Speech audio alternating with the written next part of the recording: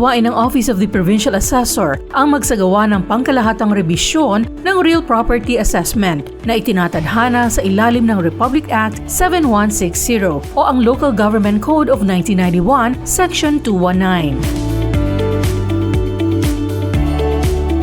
Ang General Revision of Real Property Assessment ay ang pagtugma o pagtama ng lahat ng mga naitalang ari-ariang natitinag at di natitinag ng lokal na pamahalaan kada 3 taon gamit ang bagong Schedule of Market Values. Layunin ng pangkalahatang rebisyon na pantayin at maitama ang halaga ng mga ari-ariang natitinag at di natitinag. Maipakita ang totoong halaga ng mga ari-arian base sa bagong Schedule of Market Values. Malinis ng assessor ang mga dobleng pagtatasa ng mga ari-arian. Maisulong ang transparency at accuracy sa property market upang makaengganyo ng mga namumuhunan. At ma-reclassify ang mga ari-arian ayon sa tamang gamit ng ari-ariang natitinag at di natitinag.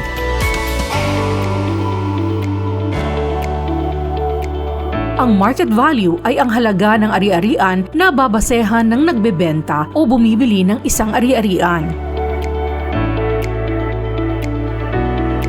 Ang Schedule of Market Value naman ay ang aprobadong schedule of unit base sa market value ng iba't ibang klase ng ari-ariang natitinag at di natitinag na ginagamit ng mga provincial, city at municipal assessors bilang basehan sa pagtasa ng mga real properties sa nasasakupan nilang lugar.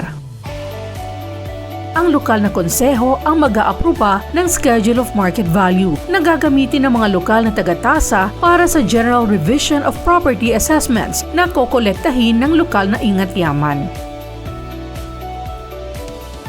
Mahalaga na regular na ma-update ang Schedule of Market Value dahil sa pamamagitan nito ay natatama ang pagkolekta ng buwis sa mga ari-ariang di natitinag na siyang matatag na pinagkukunan ng kita ng mga lokal na pamahalaan.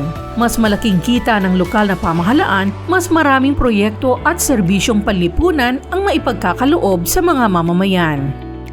Inaasahan na sa pamamagitan ng General Revision of Real Property Assessment ay tataas ng 15% ang makokolektang buwis ng pamahalaan na malaki ang maitutulong sa pagpapaunlad ng mga munisipyo at sa kabuuan ng lalawigan ng Palawan.